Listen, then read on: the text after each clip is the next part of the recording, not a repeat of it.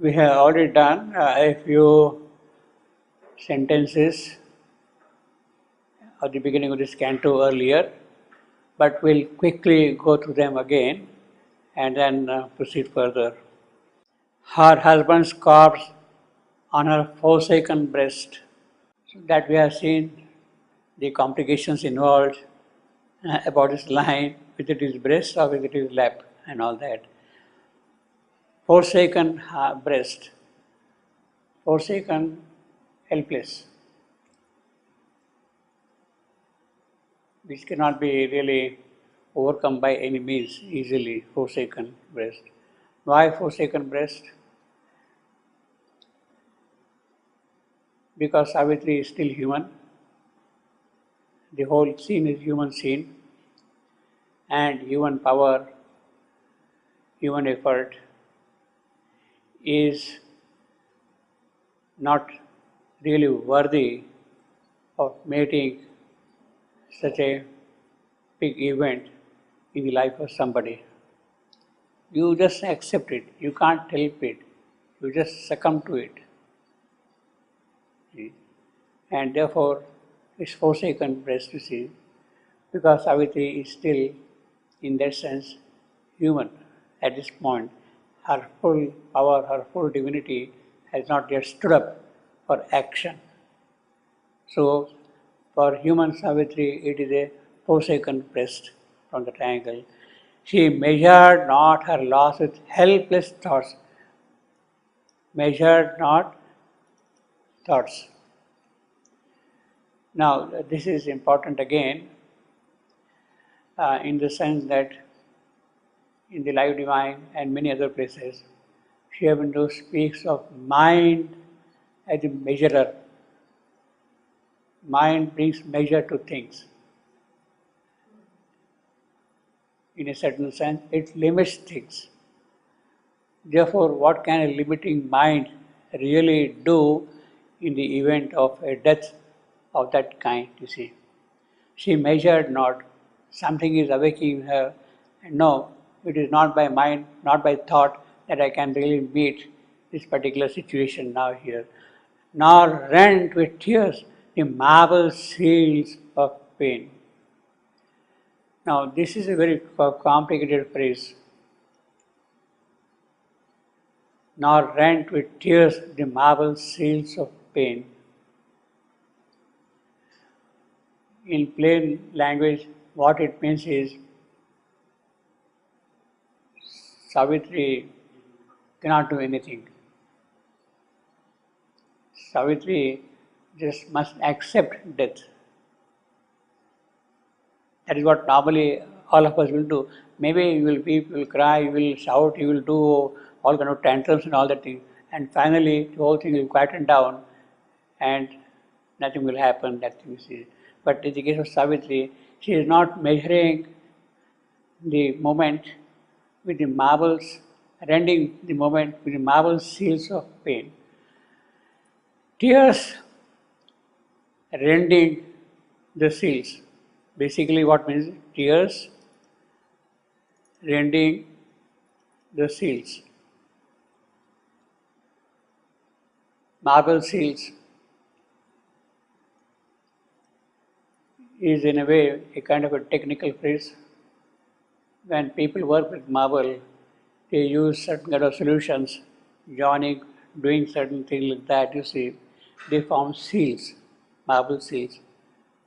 You are laying a floor or whatever it is, you see, and then you apply certain chemicals and then bind them together, you see.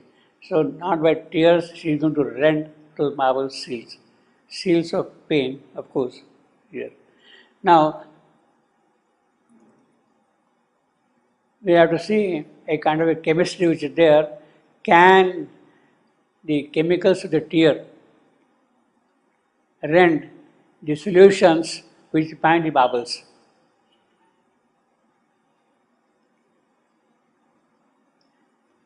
Chemicals of the tears, can they dissolve or break or open out the seals which bind the marbles, you see? That is what it means basically, you see. In other words, nor rent, it is possible for those seals to be removed away. But Savitri is not going to remove those things by shedding tears on them. Now, what are our tears chemically? Mostly they are water plus salts, sodium chloride and potassium chloride, mostly you see. But then the tears also contain toxic materials, particularly when you are in tremendous stress. Then the chemistry works in such a way that certain toxic elements are produced and they come out in the form of tears, and then those are rejected from the body. Means that is a kind of a process by which the chemical purification of the body takes place when you are under extreme stress. So in that sense, the tears have a kind of a functional role to play, see. But Savitri is not going to shed a tear at all. She is not going to weep and cry and all that thing at all, see. That is certain. So there is no question of breaking the seals with the help of those chemicals of the tears, you see, in the case of Savitri. Now, one lady, Tiara Thompson, she writes about tears. Scientists distinguish three kinds of tears, which differ from each other by function and also probably by composition.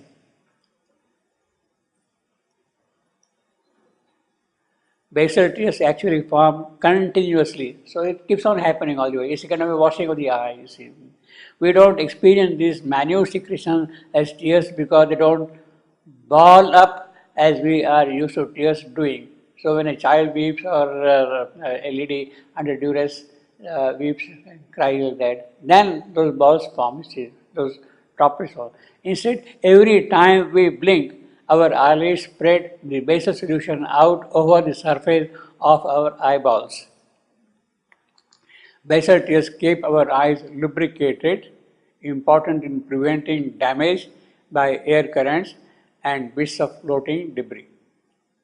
Well, so they are good, see. Now, basal tears, like all tears, have numerous components. A little bit of mucus allows them to adhere to the eye surface without causing harm. The main part of a tear contains predictably water and salts. The ratio of salt to water in tears is typically similar to that of the rest of the body, well, as our body contains. So there is no net change in salt concentration when you are shedding tears. Nonetheless, the body's salt concentration climbs too high, it will take advantage of the tear solution and instill it with extra salt. When the body solution salt becomes more, then it comes out in the form of tears in the eye, extra salt. Tears also have antibodies that defend against pathogenic microbes and enzymes, which also contribute to destroying any bacteria the eye encounters. A thin layer of oil covers the tears outside to discourage it from falling out of the eye before its work has been done. So by surface tension, it holds it tightly there, see. But then there are chemicals also, you put a drop there and you can do artificial tears. I mean, that is what they do in the case of dramas and all that, you see. Our eyes produce irritant tears when hit by wind or sand. Irritant or reflex tears have the same constituents as basal tears and work towards the same goal, protecting the eyes. However, since they are designed to break down and eliminate eyeball intruders like airborne dust, these tears tend to flow in greater amounts and probably contain a greater concentration of antibodies and enzymes that target microorganisms. So really when some dust falls, you start scrubbing and then tears comes out, it kind of washes out those things you see. Thus irritant tears are not just basal tears in greater quantity, different biological processes precede the excretion of the two types of solution. The voluminous tears that so rapidly move us to frustration or pity are of course emotional tears. So now we are basically concerned with emotional tears, you see here. secreted in moments of intense feeling, sometimes joy, sometimes sorrow. These tears aren't there to cleanse the eyes of irritating microbes or debris. They do serve a purpose. The function of emotional tears can be inferred from their constituents. Emotional tears contain much more than 25% of basal or irritant tears of a certain important ingredient, proteins. So the emotional tears have a higher content of proteins than the ordinary tears, you see. What do proteins do? Well, what can't they do? We know very well they can be involved in anything and everything. The proteins found in emotional tears are hormones that build up to very high levels when the body withstands emotional stresses. So this is the function of proteins in these emotional tears, you see. If the chemicals associated with stress did not discharge at all, they would build up to toxic levels that could weaken the body's immune system and other biological processes. So they must come out. These tears must come out, you see. But here, as in other areas, the body has its own mechanisms of coping. We secrete stress chemicals when we sweat and when we cry. Clearly, then it is physically very healthy to cry. Obviously, very healthy to cry. So when a person is under extreme emotional situation, he must weep and he must cry. Actually, that is what they do. When somebody in the family dies and very loving person does not feel emotional, does not feel affected by it at all, is not under stress at all, he is persuaded in some way or the other so that the tears come out and weeps out and cleanses himself from his stresses. This is a thing which is done in family. Clearly then it is physically very healthy to cry. Yeah. Conversely, the state of the clinical depression in which many of the body's self-healing processes appear to shut down, including often emotional tears, is most likely exacerbated of tearless victims' inability to adequately discharge her pent-up stress. It is important, adequately discharge pent-up stress. Psychologists refer to freely weeping as an important stage in the healing process, obviously. But although this notion may appear to be psychological in origin, involving the confrontation of one's own grief, it also just applies physiologically. This is what happens. In fact, it is that which produces the chemical tears. Crying can reduce levels of stress hormones. So that is the merit of tears when you are under extreme stress of that kind, you see. It is necessary that it happens that way. Now, in that context, such a big thing has happened in the life of Savitri. Her husband, her lover is no more there, and not even a wave of emotion, not even an element of stress is there in her, which is not normally a good thing to happen, you see, normally you see. But Savitri is Savitri yet, although she is having forsaken rest, her inner made-up is such that she need not weep and cry and get into tantrums of any kind, you see. She measured not her loss with helpless thought, nor ran with tears the marble seals of pain. So the chemicals which join these things there, they normally get dissolved because the tears, those are not there in the case. Savitri is not going to weep at all when Satyavan is dying or is dead there at all. So that needs a different kind of inner strength, inner composition, inner poise in the person to see that kind of a thing. See. Some time ago, I had given you the example of Monet, painter Monet.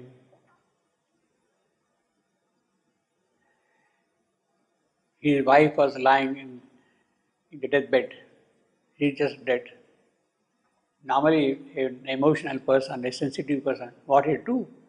He will be there, he will weep, he will cry, he will at least express his feelings and emotional things that. But this man gets out of the bed, goes to his studio and makes a painting of hers there. Now that is practically yogic. He has not done any purposeful, intentional yoga, but his aesthetic, his artistic commitment to things has become yogic by itself, that spontaneously it becomes that kind of an act for him. He doesn't go and weave there at all. He makes a painting of his wife there, you see, in the studio, you see, lying in the dead bed. You see. So Savitri rent not with tears the marble seals of pain. She rose not yet to face the dreadful God. She is seeing somebody standing there, and she knows that death has come, Yama has come there. Now, dreadful God, dreadful to whom?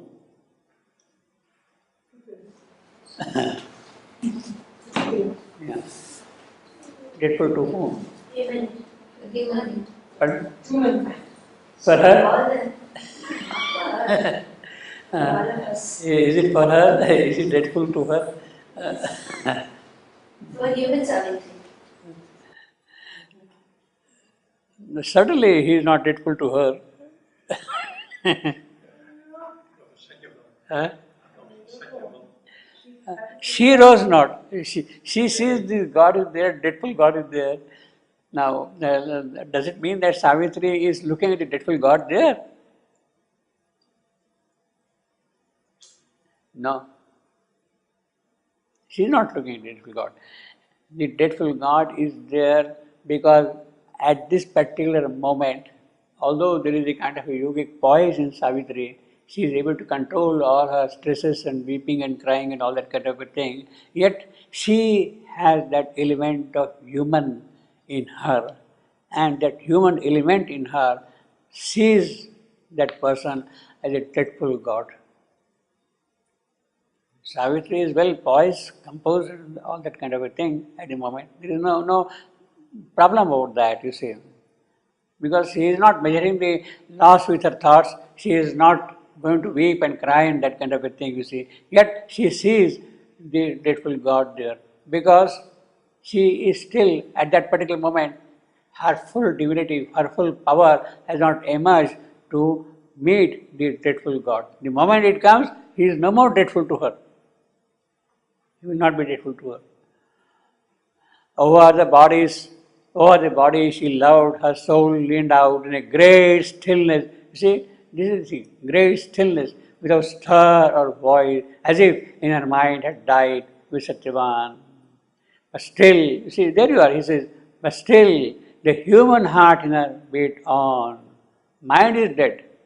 There are no thoughts, nothing. But the physiological function of the heart goes on. It has to go on, you see. Aware still of being near to her, closely she clasped to her the mute, lifeless form. Again, as I said, lifeless. We have seen now corpse lifeless in the case of Satyavan. As though to guard the oneness they had been, to keep the spirit still within the frame. She wants the spirit to remain in his body. She is guarding that thing, watching there and all that thing.